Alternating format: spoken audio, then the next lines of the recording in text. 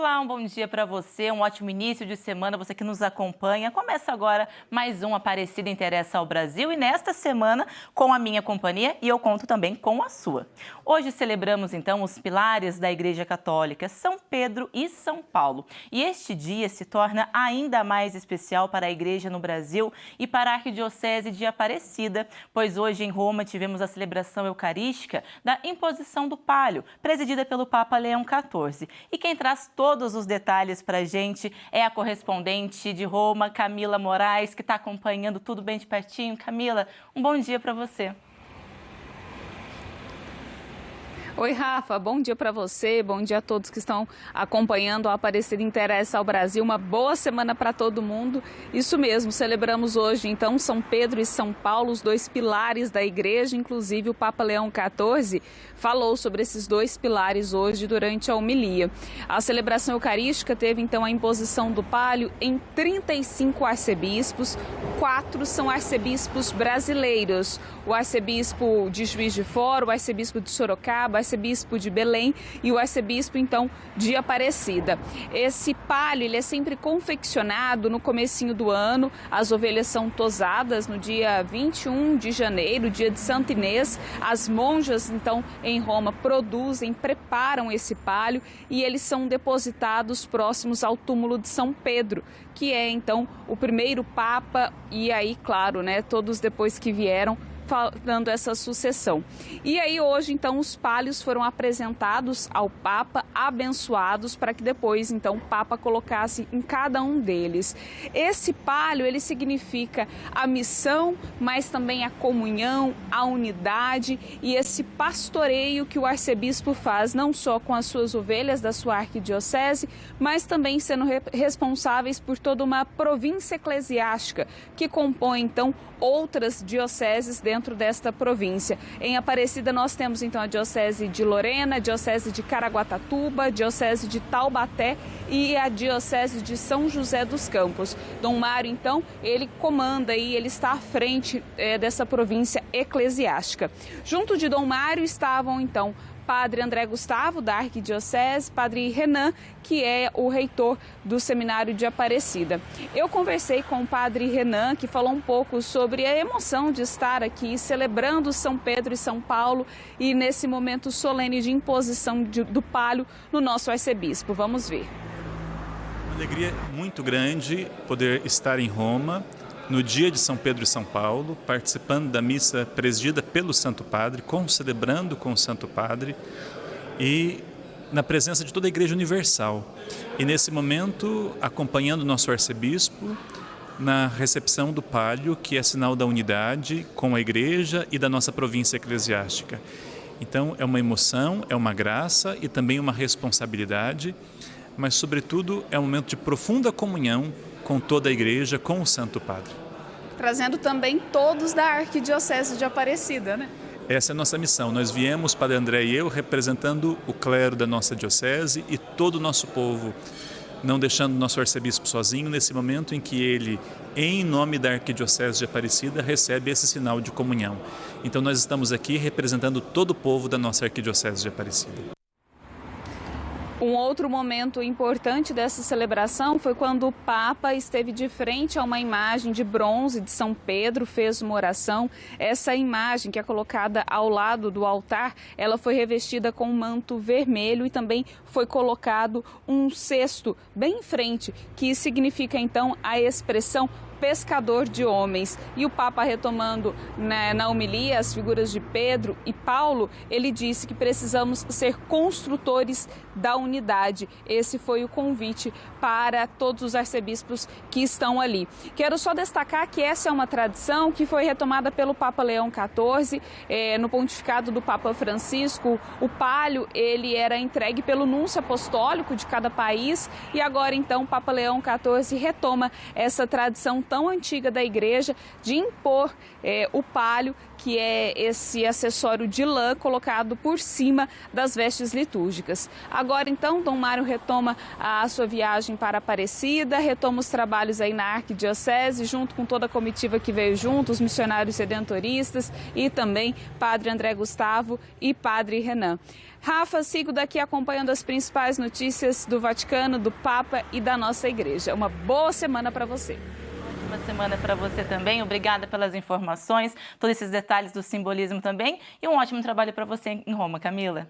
A gente segue por aqui no Aparecida Interessa ao Brasil. Segundas-feiras, a gente sempre traz um resumo do final de semana com as celebrações aqui na Casa da Mãe Aparecida. E mais uma vez, peregrinos de todo o país em comunhão na capital mariana da fé. Casa cheia para um fim de semana especial. Por isso, corredores assim, lotados.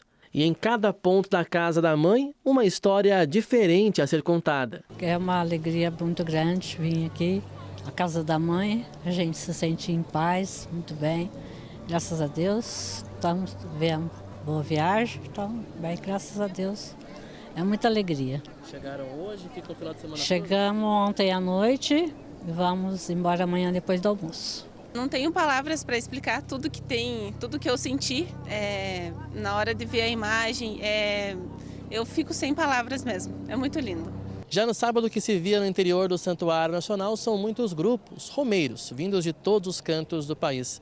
Também neste dia foi celebrada a missa de ação de graças pelos 60 anos da Diocese de Guarapuava. A celebração foi presidida pelo bispo diocesano de Guarapuava, no Paraná, Dom Hamilton Manuel Silva, e concelebrada por 60 padres desta diocese. Nós temos uma proximidade grande com esta Basílica Nacional. Primeiro, pelo sentido de comunhão. Somos Igreja Católica, Igreja Universal. Esta unidade e comunhão nos favorece para que também aqui, numa das atividades desse ano jubilar, celebremos com alegria. Mas também a nossa imagem, a imagem da padroeira Nossa Senhora de Belém, ela foi esculpida em Portugal no ano de 1717, ano em que se encontrou Nossa Senhora da Conceição Aparecida nas águas do Rio Paraíba. Esta não é uma coincidência, é uma providência. Entre uma celebração e outra, o fluxo de peregrinos era constante pelas fachadas do santuário e próximo da Arcada dos Apóstolos. Dom Orlando Brandes, arcebispo emérito de Aparecida, celebrou a Santa Missa deste domingo. Todo o cristianismo é um combate. O catecismo da igreja diz, até a própria oração é um combate.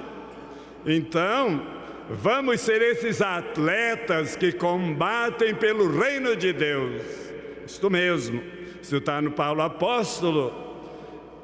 O mundo faz dos seus esportes por uma coroa perecível, nós por uma coroa imperecível.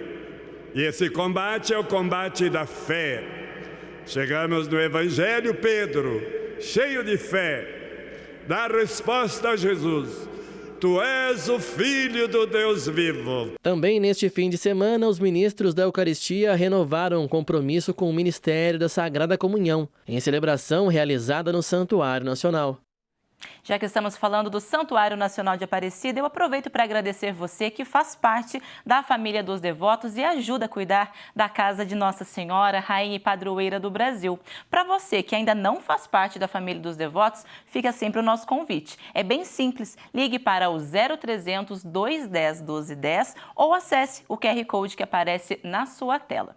Bom, os desafios do envelhecimento e a renovação das lideranças religiosas foram temas do primeiro congresso da Conferência dos Religiosos do Brasil. Em São Paulo, no ITESP, no bairro Ipiranga, a CRB Nacional promove o seu primeiro congresso sobre a vida religiosa consagrada e discutindo o envelhecimento e a formação de novas lideranças. Eu converso com a presidente da Conferência dos Religiosos do Brasil. Irmã de Estevam, muito bem-vinda nesse nosso encontro que a senhora mesmo organizou, e poderia nos dizer quais são os objetivos desse congresso? Primeiramente, O objetivo principal é congregar todos os religiosos e religiosas para pensarmos nesse tema que é tão pertinente à vida consagrada e tão urgente, reconhecer o valor que somos nós como vida consagrada, toda a história, toda a memória que nós trazemos das nossas congregações e institutos e pensar em novos caminhos para o futuro. Por isso é que nós convocamos as lideranças da vida religiosa consagrada, masculina e feminina. Entre as temáticas, uma delas é justamente esse contexto que vivemos do envelhecimento, mas também da formação de novas lideranças. É uma provocação? Sim, porque diante de todos os desafios e as travessias com as quais nós precisamos enfrentar e caminhar, abrir caminhos, as novas lideranças da vida consagrada, nós estamos convocando justamente porque elas são as mais interessadas para pensarmos caminhos novos, novas trilhas de vida e entender que juntas nós podemos descobrir caminhos talvez nunca pensados para os novos tempos, para esse novo momento da vida religiosa consagrada do Brasil. O Francisco Orofino, que conversa conosco sobre a temática que desenvolveu nesse congresso. Nós trabalhamos na parte da manhã 2 eixos, Sentinelas da Esperança e Em Tempos de Travessia. Eu trabalhei a segunda parte, Em Tempos de Travessia, e fiz um apanhado mais ou menos da travessia que nós, como Igreja Católica, estamos vivendo nesses últimos 60 anos, no pós-Vaticano II, com todas as propostas de uma renovação, tendo em vista a nossa conversão pastoral, segundo pede o documento de Aparecida, para que a gente tenha um esforço institucional de recuperar o vigor missionário, para dar continuidade à nossa missão evangelizadora como pessoas consagradas. Lembrando que a sua paróquia pode fazer parte do nosso programa. A equipe do Aparecida Interessa ao Brasil recebe materiais de todo o país, desde celebrações eucarísticas, eventos, novenas. Entre em contato conosco, então, pelo aparecida@tvaparecida.com.br, que é o nosso e-mail. E não se esqueça de marcar também o nosso Instagram, @jornalismo-tv-aparecida. E olha só que coisa linda agora, gente, da Europa para Curitiba. O espetáculo Gênesis estreou na capital paranaense e o palco é a Igreja Imaculado Coração de Maria.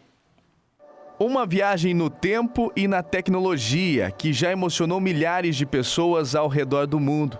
Depois de encantar o público em grandes capitais da Suíça, Alemanha, França, Itália e Reino Unido, o espetáculo internacional Gênesis cruza o oceano e escolhe Curitiba como seu mais novo cenário.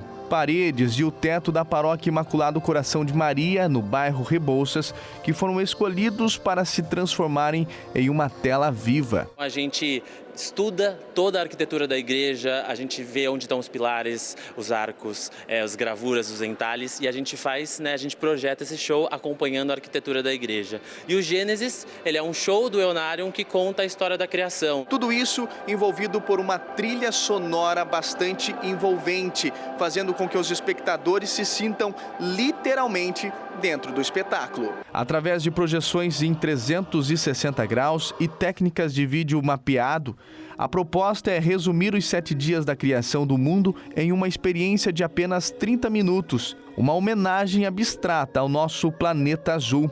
Quem esteve presente sentiu o impacto dessa fusão entre tecnologia e espiritualidade. Foi muito bonito, bem emocionante. Recomendo especialmente para quem nunca viu um espetáculo desse, é bem interessante. E se você quer garantir o seu lugar nessa viagem multissensorial, é bom correr.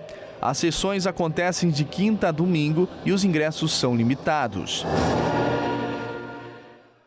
Lindo espetáculo, lindas imagens. Bom, você que nos acompanha, o livro oficial da novena e Festa da Padroeira 2026 tem o tema Com Maria em Comunidade, conhecer e praticar a palavra. Lembrando, então, que você pode adquirir o livrinho, então, da novena pelo 0800 016 0004 ou também acessar o site livrariasantuario.com.br. Obrigada pela sua companhia companhia, reze conosco. Fique agora então com a Santa Missa. Até amanhã.